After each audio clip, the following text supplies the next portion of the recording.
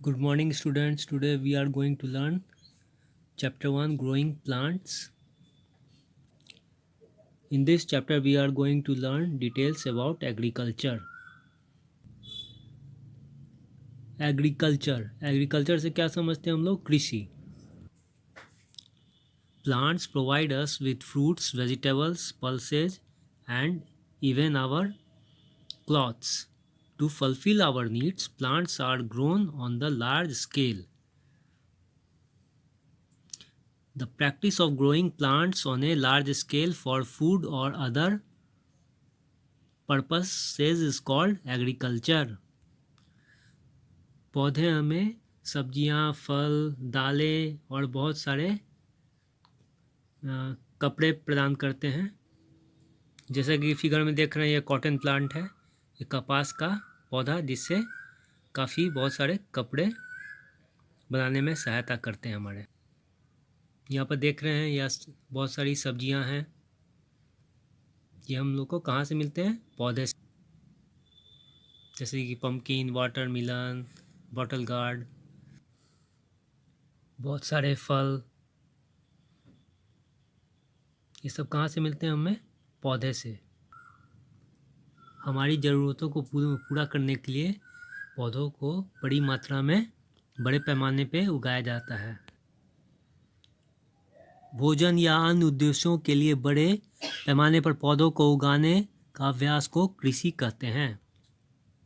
The plants of the same kind grown in a particular area और region at a particular season are called crops. कृषि हम लोग समझ चुके हैं. अब फसल क्या होता है हम लोग समझते हैं. जब एक ही तरह के पौधों को उगाया जाता है किसी विशेष क्षेत्र या किसी विशेष मौसम के लिए, तो उसे क्या कहते हैं? फसल कहते हैं. The basic properties involve in crop production are described in the next section. फसल उत्पादन में शामिल बुनियादी प्रथाओं का वर्णन अगले भाग में किया गया है. Steps for agriculture, steps of agriculture, इसका मतलब हुआ कृषि के कदम.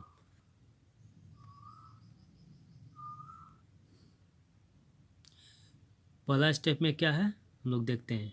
Farmers plough their field to sow their the seeds. They first dig the upper layer of soil to loosen it and make it soft. किसान क्या कर रहा है?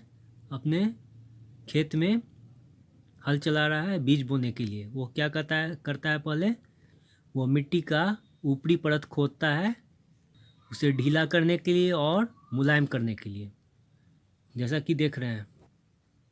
दूसरा स्टेप में क्या कर रहा है? Manure and fertilisers are added to the soil to improve its fertility.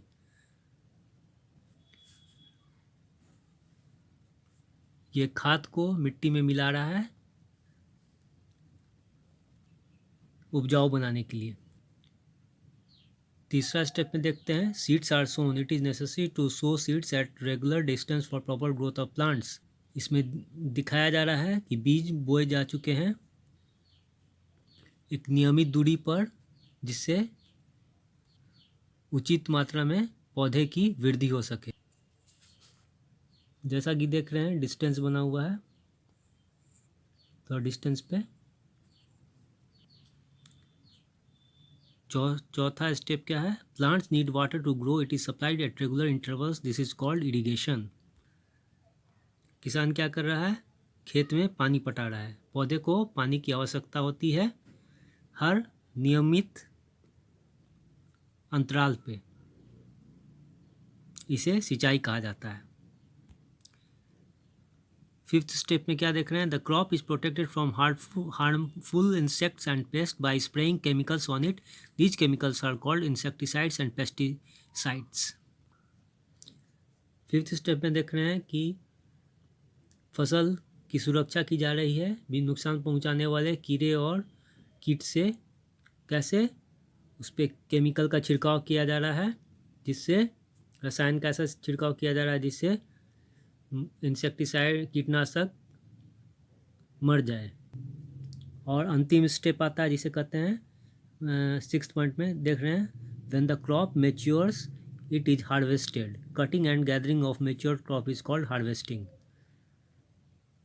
इसमें क्या देख रहे हैं? जब फसल परिपक्व हो जाते हैं तो इन्हें कटाई की जाती है जो किसान कर रहे हैं। काट कर इकट्ठा करना, जो देख रहे हैं काट कर इकट्ठा कर रहे हैं परिपक्व फसलों की, इसे क्या कहते हैं? फसलों की कटाई कहते हैं।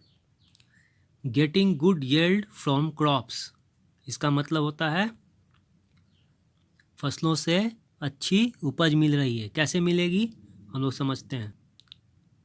Plants need water, nutrients, good climate conditions and right soil to grow. Plants get nutrients from manure and chemical fertilizer added to the soil. They improve the growth and crop yield. The proper development of plants is necessary for better quality and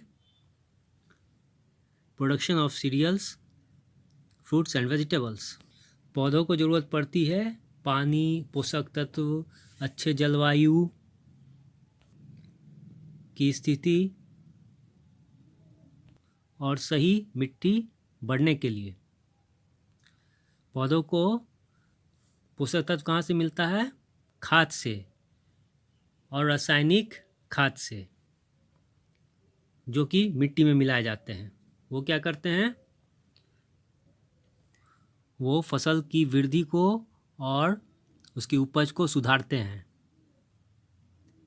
पौधे का समुचित विकास जरूरी होता है बेहतर गुणवत्ता और उत्पादन किसका? अनाज का, फल और सब्जियां का। Manure is form from dead and decaying plants, animals waste and cow dung. Fertilisers are man made chemicals rich in particular nutrients. Urea, ammonium sulphate, nitrates and super phosphates are some common fertilisers. हम लोग समझते हैं खाद कैसे बनती है। खाद मरे हुए और सड़े हुए पौधे से, जानवर के कचरे से और गाय के गोबर से बनती है। रासायनिक खाद क्या होती है? जिसमें इंसानों के द्वारा बनाई जाती है, जिसमें पोषक तत्व होते हैं जैसे कि urea, ammonia, sulphate, nitrates and super, ये सब क्या है? रासायनिक खाद है जो मनुष्य के द्वारा बनाई गई है। Farmers work very hard to take proper care of their crops. They regularly protect the crop from the pests, insects and birds. किसान काफ़ी मेहनत करते हैं अपने फसल की उचित देखभाल करने के लिए। वे नियमित रूप से रक्षा करते हैं अपने फसलों की